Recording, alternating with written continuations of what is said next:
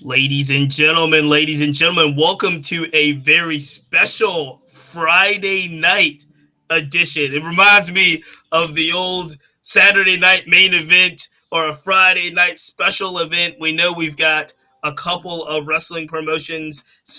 What Friday night SmackDown is going into the Elimination Chamber.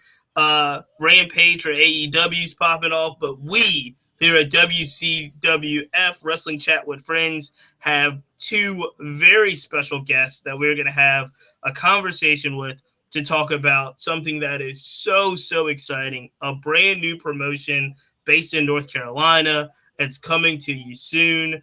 Nadiah Hunter, Lovely Laveau, welcome to the show. Welcome to Wrestling Chat with Friends.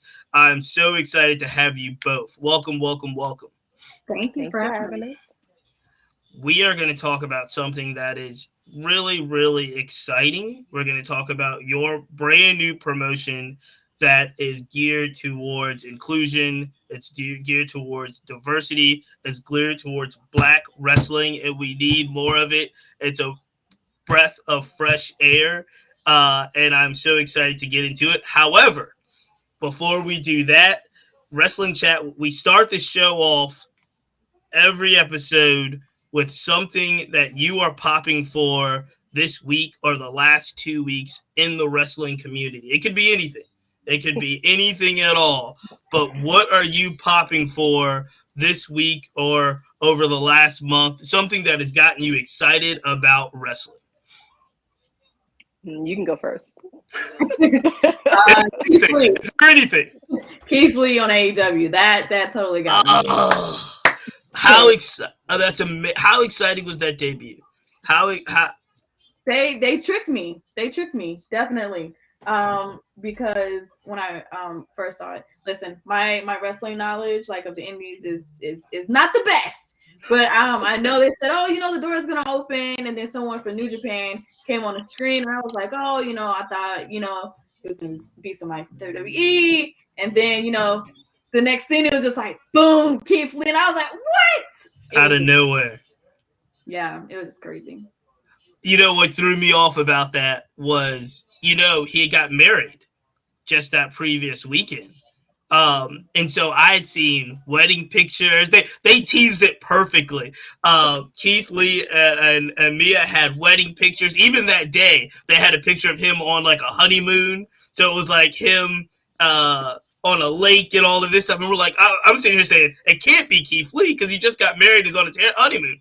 And then somebody on obviously the internet's undefeated, but somebody on Twitter was like, that's an old photo. That's an old photo. So it still could have been Keith Lee. And when Keith Lee walked out, man, I'll tell you, I that particular show, all the way through from top to bottom, for AEW was something special. But Keith Lee was by far the most special part of that show. That's a great answer. That's a great answer. Lovely. What had you excited in the wrestling world recently? Um, Gonna be honest, a lot of my excitement isn't really on stuff that's on TV, is Mm-hmm. really the independent scene. Yeah, This weekend is in Grapple We Trust in DC, and I'm very excited about that's that. coming up on Sunday, right? Yeah, it's this Sunday, and they have some stellar matches, and I think that for me is the highlight of what's going on with wrestling. Anything on the independent scene highlighting Black wrestling, for me, I'm pop regardless. And to piggyback on the Keith Lee thing, what's crazy is that was a very up to date picture. They literally got married, went on a Right. day's honeymoon, and was right up the street. That was that was actually That's what was going on. crazy. Tell me a little bit more quickly about Sunday. I know I saw some of the flyers. I know some of the talent that's going to be on there. I always get excited about Darius Lockhart. Anything that Darius Lockhart does, I'm pumped. I know he's going to be at the show. But tell me a little bit about the talent and who you're looking forward to seeing on Sunday in DC. Well, we have Billy Dixon and O'Shea Edwards. They're going for the Chocolate City Championship, which is going to be a crazy match. You have Vic Swole, Trisha Dora. You Mm-hmm. have, I think Darius is wrestling Jordan Blade, if I'm not Mm-hmm. mistaken. I think so. Yep. You have so many people that we are just watching do their thing over and over and over. back in a promotion that we were so excited about when they first started. But of course, things happen, the pandemic and all that kind of stuff kind of puts things on hold. So it's like going to be one big family reunion all over again. So I'm excited about that, seeing people I haven't seen in a couple of years because of all of this. So yeah, keep your eyes out for that one when it streams. That's going to be really, really exciting. I said, I know I'm in Richmond, Virginia. So DC is not too far. I-95 on Sundays is always a challenge, no matter which way you're going. But when I saw the flyer, we were really, really excited about it and saw the talent. We were excited about it as well. For One of sure. the things that we are extremely, extremely excited about is what you both are putting together. And like I said, I can't overstate this enough. And anyone that's a fan of black wrestlers, black wrestling, if you over and over again, you hear interviews from just about any of the black talent in professional wrestling that can say it. There's a lot of talent in professional wrestling. I have learned that just from the short time doing this podcast, I have learned the challenges that all talent has when it comes to Mm, media and trying to say the right thing and how paranoid they are about yeah. making sure that they say the right thing. But the talent that can speak freely always says we need more black wrestling promotions to Hmm. properly show black wrestling talent and the diversity of black wrestling talent. So it can't just be pigeonholed into a gimmick that is something that is very stereotypical, right? Like the Right. whole breadth of black talent. So this is what gets me to seeing the tweet and the Twitter account of Let Wrestling Live and what it's trying to build and what it's building and leading up to your show. So tell us a little bit about the genesis of the promotion, why you felt it was needed, and how it came together. Okay, so I kind of started the promotion. Originally it wasn't Let Wrestling Live. I was partnering with two other gentlemen. And I was just kind of like the booker of that promotion. And we were just kind of like in the pre-trial of everything. And when was this? When was this? Maybe around November. Okay. November. And I just felt like the goals that we had at the time which was to bring people to North Carolina and give talent in North Carolina that are kind of not looked at, those just opportunities. And I just felt like at that time they lost sight of our goals, and so I pulled myself out of that project. And I was kind of sad about it. I was like, I still feel like, I could do this, because me pulling out, like, that doesn't really do anything. That doesn't really help anything. So I'm going to kind of try to do this on my own. Knowing good and well, I can't really do it on my own. So, I called in a couple of friends, and I was like, "Hey, listen, this is what I'm trying to do. I need some help. I need some assistance." And they was like, "Yeah, sure." And then I put everybody into a group chat, and then I was like, "Oh my goodness, we're all black women." I Oh was like, wow. "This is gonna be powerful. Like we're doing something different." And And was that intentional, or it was just kind of these are the people that you were working with, and then you were like, oh wow, we just noticed this. yeah, we was just like, "Oh wow, we just noticed this. Like this might be the first. Like this right here could make history." And that's amazing. And I don't know the history of black women promotion. I'm assuming it's probably the first, right? I'm not sure, but so now tell us about you're here now. They're in the group chat, but you have a lot. You have a lot to do. How Yeah. like what? Tell us about how this is coming together and leading up to your first show, and what are you hoping to see? Who are you hoping to book? Like a lot of folks don't know what goes on behind the scenes in a wrestling promotion, or just to put on one show. And it's so much stuff that people don't think about. What do you do after you get the group text together? So after we got the group text together, we started looking for sponsors and just people who are just like willing to help out the promotion. So this is where Lovely came into play. So she emailed the account and she was like, "Hey, listen, I believe in this. I believe this could be something big. I want to be a sponsor." And then me, I was just like, "No, no, What? No. no." I was like, "She could do so much more than be a sponsor. Oh, okay. I thought you meant She like, could do no, we don't so want your much help. more." I was like, "Listen, she's a black woman. She's talented. She believes in black wrestling. We need her on the team. So Period." that's all. Lovely. Tell us a little bit about your background in wrestling, and then what was it about seeing this mission, that tweet that made you say, "Yo, I got to get in on this." Well, I've been a wrestling fan since I was 6 years old. I'm 35. You do the math. Mm-hmm. My grandfather here in North Carolina has helped with a lot of the territories back in the day. So I saw a lot growing up, and I was like, I like the backstage of wrestling more so than ever being a wrestler. So I started probably about 5 or 6 years ago, actually helping independent wrestlers with their character development, being a liaison because of the connections that I've made throughout, my tenure of being a wrestling fan. I started to help behind the scenes because of my, degree, my background of being able to help with marketing, help with, hey, this is where we can bridge the gap for you so you can start to get over the way that you need to do, especially utilizing social media. So started doing that a lot of independent black talent, of course, helping with that. And then I started working with Shane Taylor Promotions, being their social media liaison. So helping push the narrative with them, making sure people are seeing them, and creating that bridge for black fans and black wrestling. That's something that I've never been apologetic about. That is where my passion is black wrestling as a whole. So helping out, getting them booked with podcasts, and just putting people in front of who they need to be in front of and who needs to see them. So that's really been my background for the last couple of years. And when I saw the promotion, at first I didn't know that it was Nadiah behind it until I knew a couple of my personal friends that were booked for the upcoming show, and they were like, "Hey, have you thought about it?" I was like, "Well, no, I just want to, let me sponsor y'all's match because y'all are my best friends. Let Mm-hmm. me sponsor your match." And that's how we got there. And then I'm like, this is in my backyard. I'm from North Carolina. I live here. This is a wrestling town, wrestling state. I want to help in any way that I can to get the word out. And she was basically like, "No."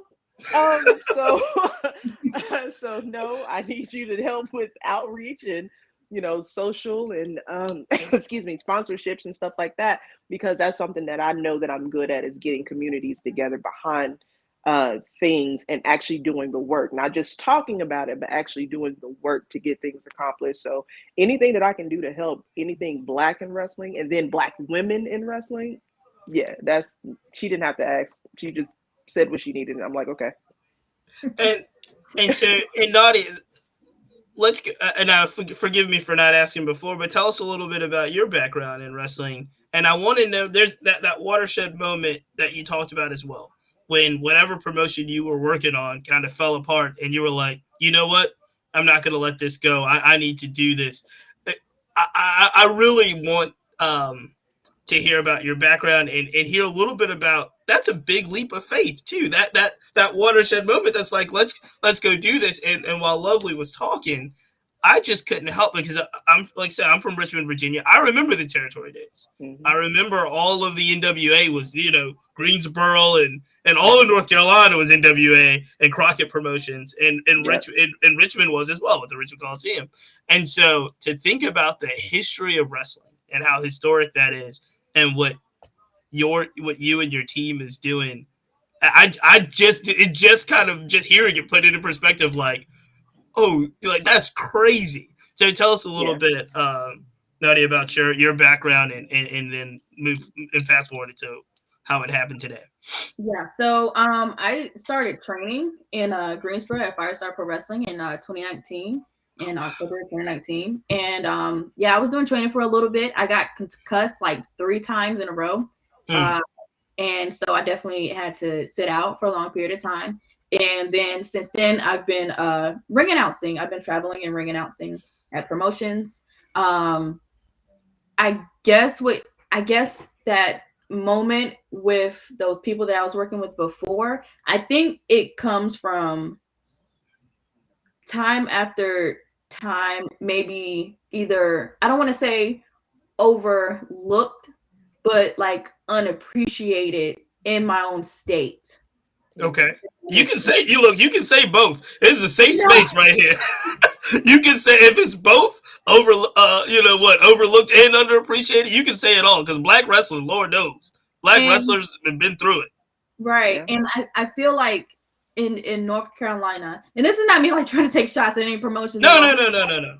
but I think there's like a gap. It's like you're either at this promotion or you're at this promotion. There's Mm-hmm. no middle In field. Like between. where does everybody else go? Everybody else has to go to, South Carolina. We have to go up to Indiana. Like we have to travel really far. But nobody has created a promotion which is for everybody. All the other promotions, they have a certain target audience that they reach, but no particular promotion in North Carolina is for everybody. So And I so want that was the goal.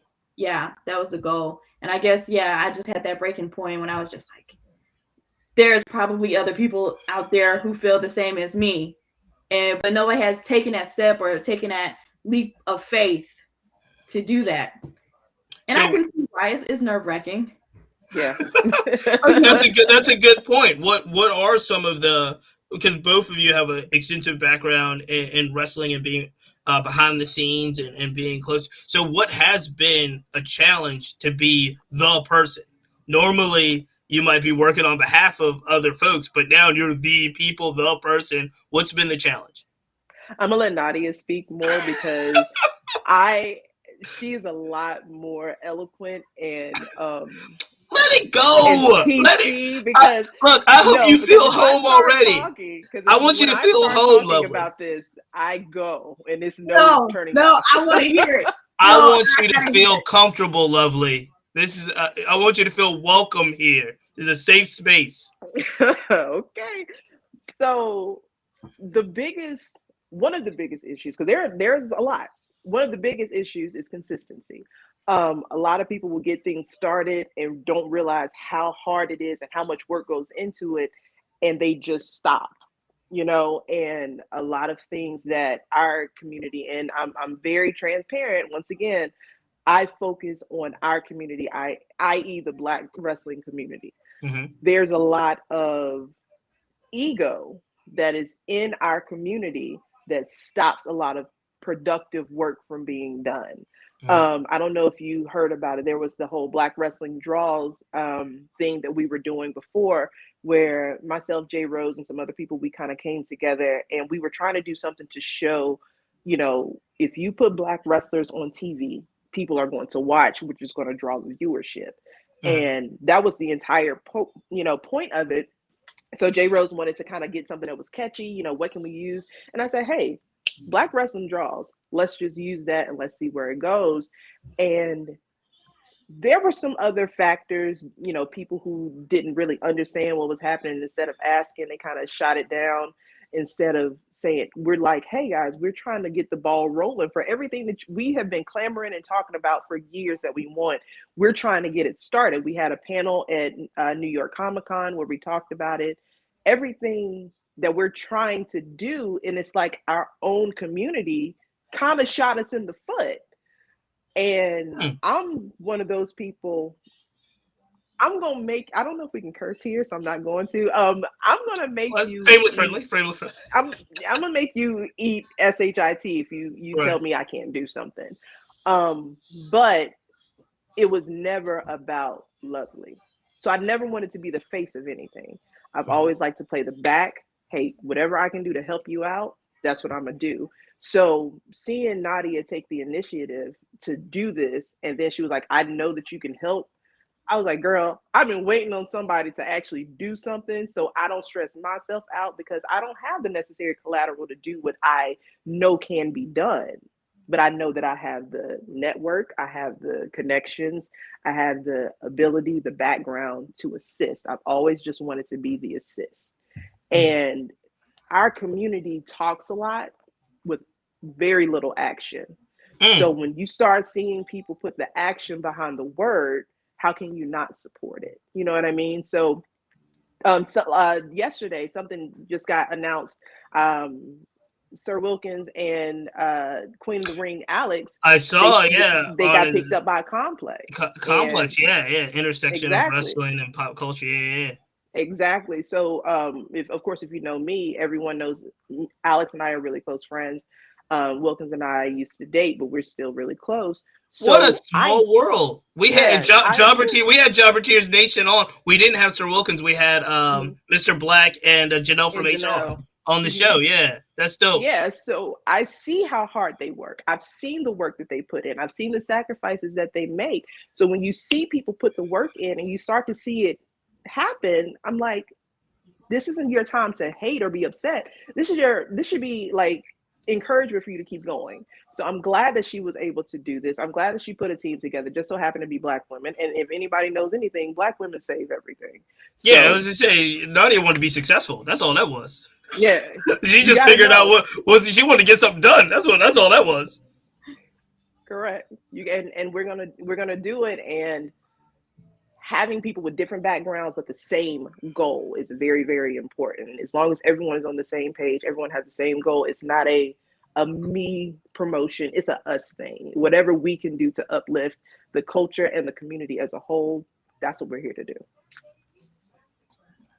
That's wonderful. Nadia, what have you found has been kind of a big challenge, if you will, leading to, because I think Lovely hit it perfectly, but directly, if you're leading this effort, have you been surprised at any uh, any parts along the process have been more challenging than you thought, or has it kind of fallen into place? Um, for me personally, I think everything is falling into play. For right now, yeah, I think everything is pretty much how I expected it to go. No Mhm. curveballs yet. Mhm. And so, one thing I do. So, where are we now in regards to when is the first show and what needs to happen as you lead into where you are? So we kind of left off at getting the team together, but there's still booking, there's arenas, there's sponsorships. What do we know about the first Let Wrestling Live promotion? So the first show is July 16th. I can say that it will be in Greensboro, North Carolina. The venue itself will be released at a later date. Okay. Yeah, no spoilers here. No spoilers. No Unless spoilers. you want to break some news. Well, look, you know, we'll be Um, ready. the talent is booked and the matches are booked, and I can tell you, and Lovely can tell you, there's some bangers. Okay. Perfect. Okay. I'm trying to think What where can you say? What can you say? um we have some pretty good sponsors as well. We're sponsored by American Lucha Wrestling. We also do have people who are planning to sponsor, but we cannot say as of yet. Sure. Um, yeah, pretty much. So let's. So what are those conversations like in regards to going out, recruiting talent, recruiting sponsors, and explaining the mission of what you're creating? What have those conversations been like, and what is the reception been like? So for me, when I was first doing it before I gave the job to Lovely, I think everybody has been pretty acceptive to sponsoring the show. I think a lot of people love, like, I have like a whole proposal that I give to people and kind of Mhm. explain what we're doing, what our target audience is, what we are looking for, how you can help, and how this could benefit you. Mhm. So yeah, everybody's been receptive. That's all I can say. That's There's awesome. no negative, nothing negative.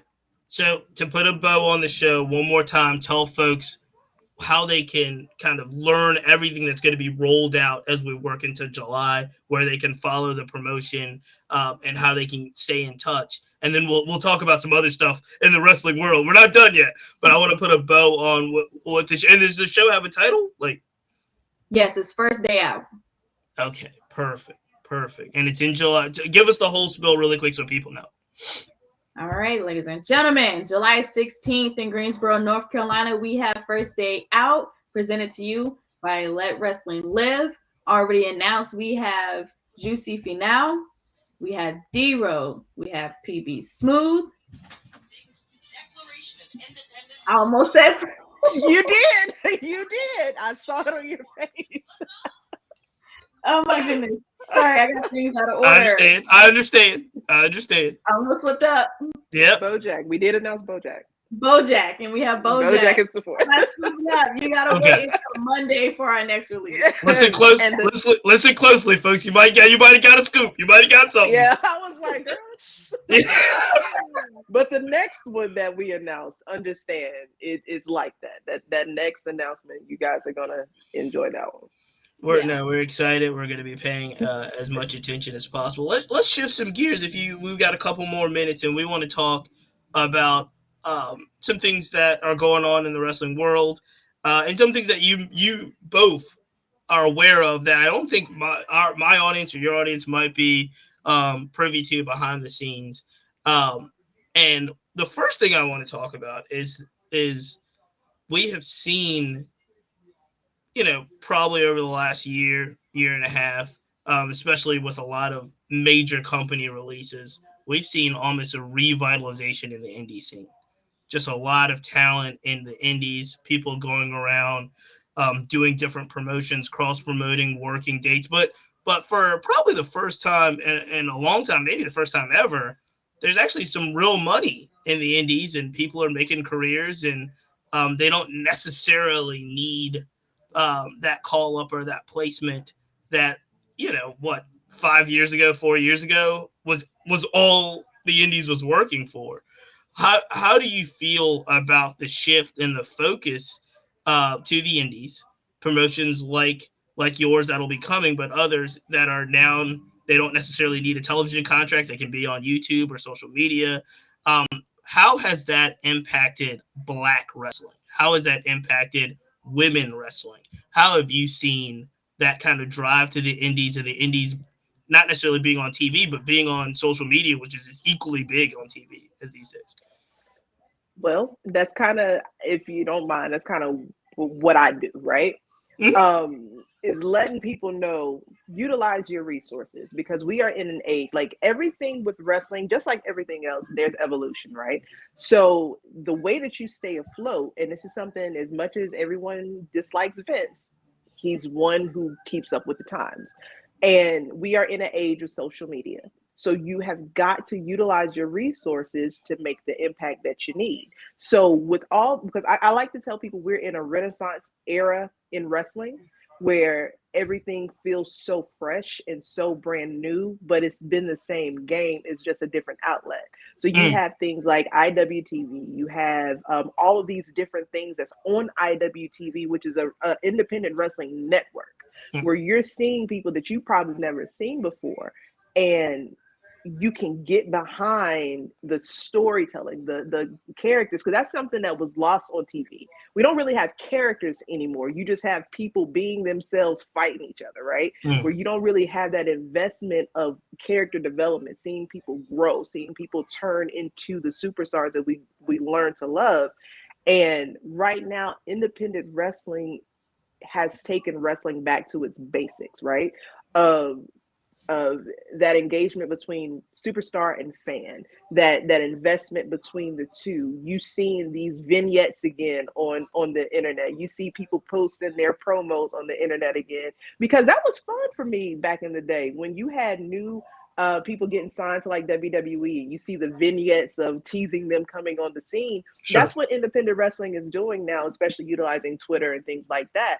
So we are really, really in the Renaissance era of wrestling, and there's a lot wrong with wrestling, but don't ever let that overlook what's going right, because you have to remember why you fell in love with this in the first place. And I think independent wrestling is the place to do that, because if you're waiting on Vince and AEW to do it, I Right. don't know what to tell you. But so that's what keeps me here, because Nadia knows, and a lot of people know, I was gonna retire from this year. I was like, I am done, right?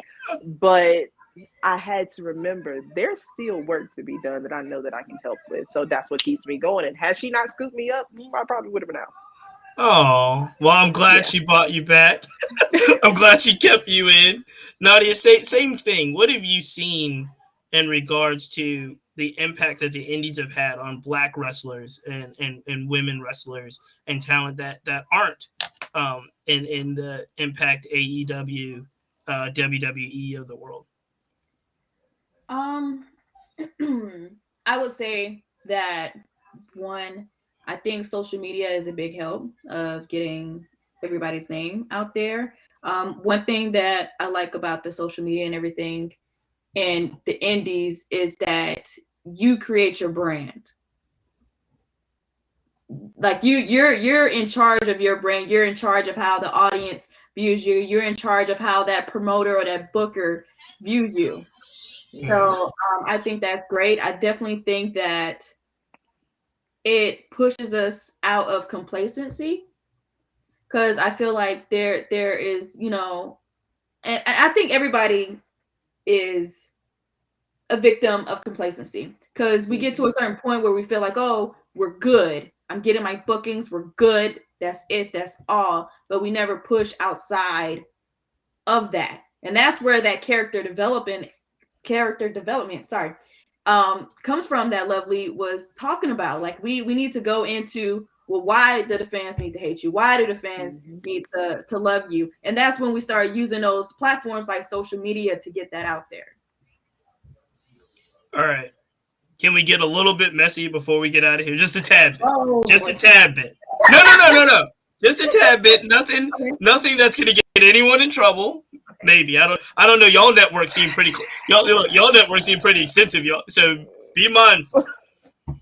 But let's get a Everybody know little. me, know my mouth. They already Let's know what to let's get a expect with little me. bit messy. And you tell me. You tell me a talent, a black talent that's at a major network that you feel is grossly misused, that is grossly misused and could Where's be the a star list? if used appropriately? Where's the That's a list? good one. That's a good question. That's not like a messy somebody's going to get personally in trouble. Mm-hmm. Um, if we're talking about from major networks, not Yeah, necessarily the so we're independent talking about scene, the WWE, AEWs of the world. Impact. You can count Impact or New Japan. I can say it with no problem. And it could be that I'm biased, and that's fine if that's the case, but it doesn't mean I'm not right. Um, the underutilization or the proper utilization of Shane Taylor Promotions to me is That's a good one. very much something that sticks in my personal craw. Mm-hmm. Those five gentlemen brought something to wrestling that we were missing, right?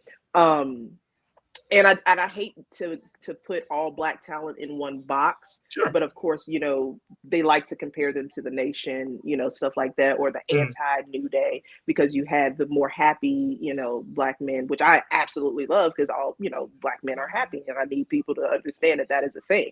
Mm-hmm. But to have those five gentlemen that were all five different men completely, and to miss the opportunity to put that title on Shane with the Mm-hmm. momentum that they had, with the outreach that they had, the way that they were impacting people that looked like them, because they saw something that they were missing, because they just had this hunger about STP. There was this grittiness about STP that really not just felt home to black fans, white fans felt it too, Sure. because they knew that they were fighting for something that they loved.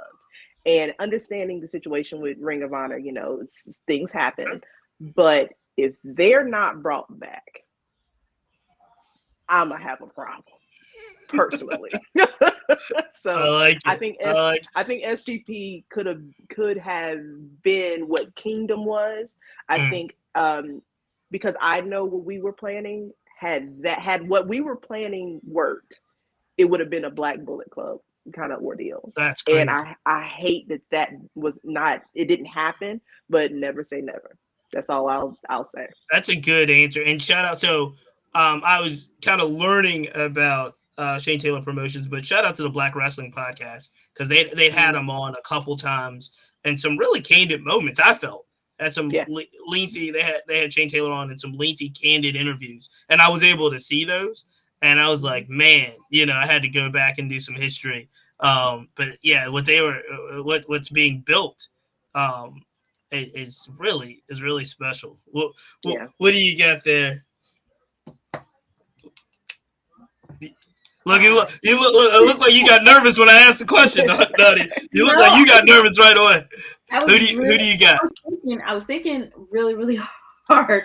Um, so you're saying something or someone who got misutilized? I was saying somebody that's in a. I mean, they could have been recently released, but if they're in a bigger promotion that we feel like is just hadn't used them right, maybe they don't understand how this athlete, this person, this entertainer could be, this wrestler could be effective, right? And like Um, you said, I'm gonna have to go with the particular situation with the run with Big E and his championship run and oh, how good. they took That's a good answer. how they took the championship off of him. It was very disappointing to me. Yeah. That's a good answer, and I think he was so hot, white hot, on his way Mm-hmm. to getting the championship that I was looking forward to him having some of those big main event matches at the biggest events in WWE. And I mean, we know they're going to do what Roman does. And, Right. when I saw Brock come back and Lord knows what's going to happen moving forward, it just seemed like, yeah, it seemed really premature and Yeah. really not planned. Like it was like you do all of this work to get him over, split him up from his crew and his tag team, and make him the guy, and then you don't really have a plan to to move him forward. I am a conspiracy theorist Come just a on, little come with it, bit, come with but it. I honestly feel like when you're dealing with these bigger promotions and stuff, they will give you just enough line for you to, kind of hang yourself a little bit. So I truly believe they knew what everyone wanted from Big E, but Mm-hmm. because he wasn't the angry, aggressive Big E that they wanted, and he wasn't going to steer from that. I really feel like they booked him for him to fail so they can turn the picture around and be like, you see, he needed to be this in order to be that. And that's how booking works when you're That's dealing with those crazy. bigger promotions. Because what would have made sense with Big E's run, if you were bringing Goldberg back anyway, give us the match that we have been clamoring for the last 3 or 4 years with Right, this big meaty men bumping meat right, cake. right, right. That Like, promo, why yeah, not yeah, yeah. capitalize on that? But you're not the guy that they want you to be, but you're still the guy to the people. They will figure out a way to invalidate who and what you are. They do it all the time. Look at what they did with Bianca. Look at what they did with Naomi. Look at what Mm-hmm, they did with Kofi Mania. You see what mm-hmm. I'm saying? So this is not something that's foreign, but it's something that is real, and I, that's what happened with Big E. I had a theory too that, and I don't know how much this is. I don't know anything about this, so I don't know if it's accurate or not. But Biggie was doing things that made Biggie, I think, attractive to certain communities that the WWE didn't really care about. To be honest with you, Biggie, did media runs on Hot 97. He was at boxing matches doing promos for things that were very clear when it came out how these things came about. That the WWE basically he was asking for forgiveness instead of permission. He would do them and then tell the Mm-hmm. WWE, "Yeah, I'm not gonna miss a show. I'm gonna be where I need to be for the WWE when you tell me to be there. But I'm gonna do all of these other things, our Heroes Rocks, all of these things that I think WWE had no input in outside of saying you can't do them, right? Yes. And so I think some of that too was like there's probably somewhere in there that's like, hey, we don't have, I think, our understanding or control of what Big E's doing half the time. And that kind of, Yeah. I don't know how these things work, but I just know in the history of how things work, they want to be able to have, kind of full control over, especially the people they put the belts on. And It's a big. It's a It's a thing. weird thing. That was one of my theories. No, but that's partially correct because there's a thing where we've seen time and time again. If you go over organically, Mm, when they're not ready for you to, they're going to do what they can to stop it. Right. So I don't know if you guys remember, there was like a run where it was just blackety black in WWE, right? You mm, had the festival that they were at with Bianca then, all of this stuff. Rolling So they Loud. know, yeah, they know that the black dollar is very loud, right? But also when it's not personal to you, you're just a token, right? So they know how to pander to a particular crowd to get your dollar, but once that quota has been met, you're no longer a factor. And that's what happens in promotions like WWE. Can I say one caveat? Sure. One caveat is I think the understanding is a little more deeper and a little more sinister to American society. It's actually not the black dollar; it's black culture. They But the know that black black culture is is popping. the is But yeah, dollar but if you is the look at, dollar. I say that because if you look at Hmm. Rolling Loud is populated by a bunch of white kids. White folks. But So it's black culture that's an attractiveness, right? let me bring it together. Why I Yeah, say yeah, the yeah, black yeah. dollar, right? So, and I said this at New York Comic Con. Ask black women how much money yearly we spend on our hair, on Mm, our appearance, on things that we like. Ask black men how much they spend on shoes, clothes, things mm. that they like, right? So if you calculate as a group the amount of money that we waste, and I'll say waste because I do it. If you can see all the memorabilia I have in here, I can say it. How much money we waste on what we want, there's a lot of money in blackness, right? Yeah, So, granted, appropriation is going to happen, but it's still the black dollar because if black dollars did not cultivate the stuff that it cultivated, those white kids won't care. So right. it's still the catalyst. Our culture is dollars. Our culture Okay, I is see what you're money. saying. Because You see I what would I'm say saying? I see Our the culture. culture I is would say the culture always part, money. and you say the catalyst into the dollar. The fact Think that about how the many frustrating people, part is the ownership part, right? Because it's a right? lot of white Exactly. companies that own that black culture now, right? And until power shift changes, we're going to be in this same cycle. Until now, you So, have people like Nadiah doing what she's doing which is to change phenomenal. the narrative. Mine has always been WWE and Ricochet. I haven't figured out how they haven't figured Mm, out a way to make him a huge star. Um, stop him from talking. He needs to put that Puma mask back on. He has got to put the mic down. I just don't get it. And then I'm still personally hurt about the whole for WWE in particular. I'm still very personally hurt about the Hit Row thing, the whole Hit Row Mm, situation. Yeah. yeah. Um, there's a lot of other things to be upset about. Um, but the Hit Row thing made no sense to me. To bring them up on the main roster, put them in their debut match, and then let basically all of them go within 2 weeks without some of the challenges that they had later down the line with vaccinations. All that wasn't an Yeah. issue. Right. With Hit Row, it was just kind of they were just like, oh, they're expendable, and they were so talented, and they were building something organically, like you said. That was Mm-hmm. so frustrating. I think the other one that stands out, and me and my crew talk about this a lot. Um, because we're all AEW marks. We talk about AEW more than any other promotion, probably on the show. Talk about the indies a lot, but we talk about AEW a lot, and we haven't figured out how they were able to do Hook so well, and haven't been able to do, um, the Dante Martin, the top flights of the world, the private parties of the world. Like there was a stat that came out that said, I think when Hook became 4-0. Look at this. Am I wrong about? Am I saying something I'm not erroneous? saying anything. I thought that. You must have had a word for it though. Huh? I'm sorry. Let me know. I think they did Hook well in regards to what they did for him. I just didn't know how they were able to elevate. So when he became 4-0, he had more single on television wins than any other black male talent in the company, basically. And there was a stat that said this. And I was just like, how does that happen?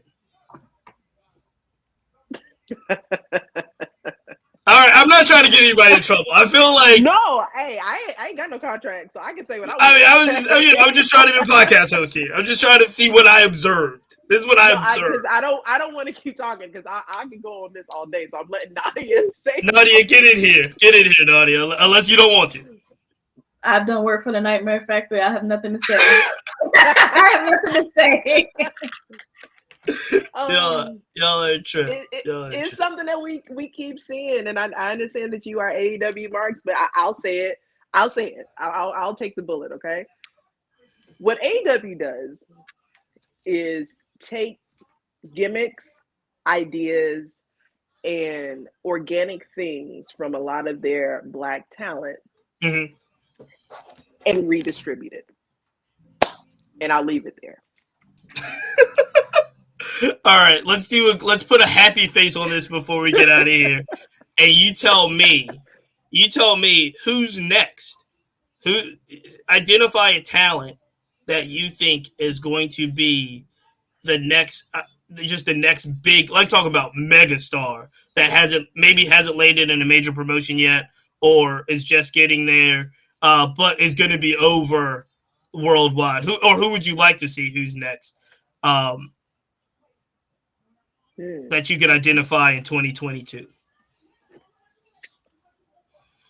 Ooh, there's a lot. This shouldn't be that hard, right? This shouldn't be that hard, right? New Japan Strong. Absolutely fantastic in that ring. Who's the name? It faded out a little bit. Who's the name? Kevin Knight. Yeah. Fantastic. And Eel O'Neill on the independent circuit. Okay. Eel O'Neill is an amazingly brilliant character. He is a fantastic technical wrestler, but his mind he gives me Black Afrocentric Bray Wyatt when it comes to his brain.